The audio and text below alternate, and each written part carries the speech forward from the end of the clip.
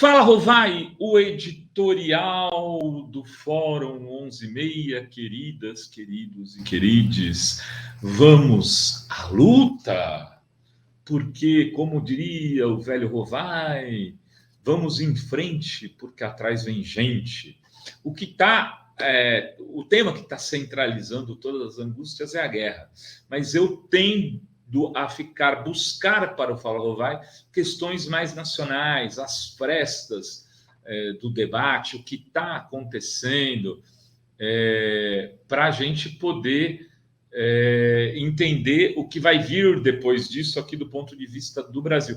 E hoje saiu uma entrevista do Mourão, vou dar aqui o crédito para o Igor Gadelha, do site Metrópolis, e ele fala algo que deveria ser absolutamente óbvio, mas que chama a atenção, sobre o fato dos militares não aceitarem o Lula. O Mourão diz é totalmente desproposital a tese levantada por alguns setores da sociedade de que as Forças Armadas não aceitarão eventual vitória do ex-presidente Lula nas eleições desse ano.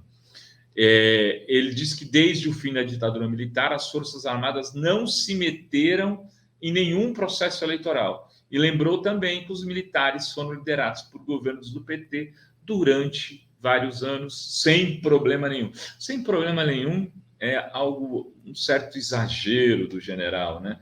Mas de verdade,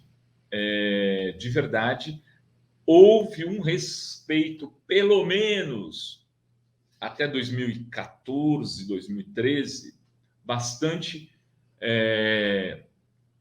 razoável, dentro de um respeito tácito, tanto das Forças Armadas para os governos eleitos, como vice-versa, né? Podia ter divergência, podia ter opiniões distintas em algumas questões, por exemplo, com a Comissão da Verdade, que tensionou a relação Forças Armadas e governo progressista, mas eles não interferiram, a não ser ali próximo do impeachment. Ali houve chantagem, ameaça explícita de vários setores das Forças Armadas. E é disso, e a respeito disso, e é sobre isso que alguns jornalistas e analistas políticos têm emitido preocupação, né, sobre como que pode vir a ser um governo do PT. Eu citaria, entre outros, a Hildegard de Anja e o Luiz Nassif, que escreveu um texto recentemente sobre isso, dizendo que pode sim haver um movimento das Forças Armadas no sentido de impedir a vitória do Lula, e se o Lula vencer, impedir a posse dele, e se ele assumir, de boicotar o seu governo.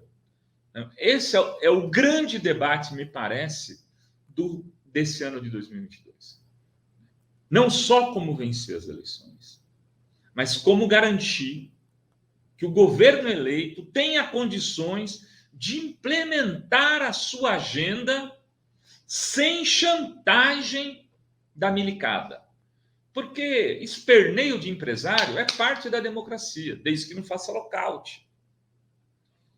Porque se eles falam, vamos parar de fornecer alimentos para os grandes centros urbanos do Brasil, você tem que ter condição de pegar as Forças Armadas e garantir a entrega dos alimentos. Se você não tiver as Forças Armadas, você não tem como fazer isso. É por isso que é muito importante avaliar a exata dimensão do que essa frase do Mourão significa. Dizer só assim, nós não vamos fazer golpe, não significa muita coisa. Se deixar os caminhoneiros interditar todas as estradas do Brasil,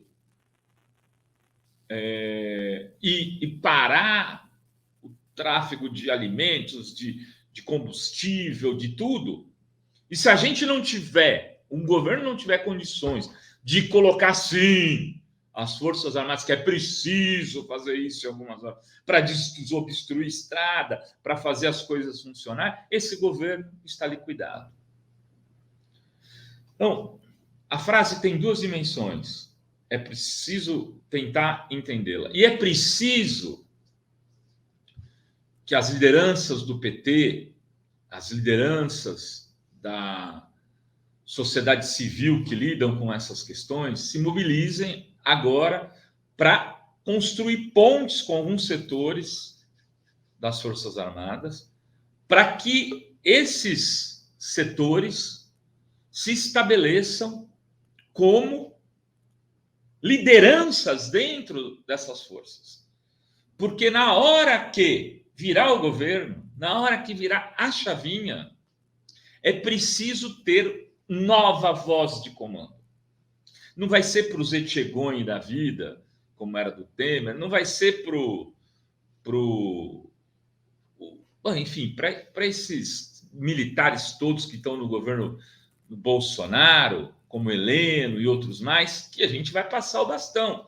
Vai ter que ter gente lá dentro que assuma, falar agora quem manda sou eu.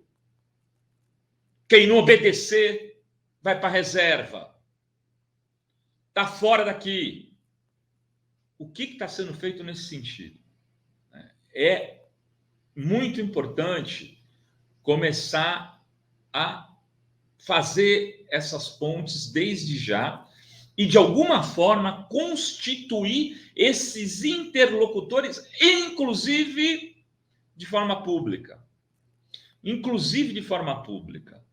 O Bolsonaro já tinha os seus representantes na área militar antes de assumir. O Fernando Henrique, o próprio Lula já constituía quando foi assumir. E hoje a gente vê um enorme vazio nesse segmento.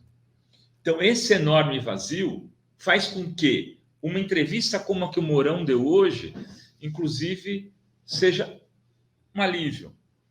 Porque é o suposto, porque não tem poder, vice do Bolsonaro, que está dizendo claramente que não vai ter golpe, que o Lula vai poder governar.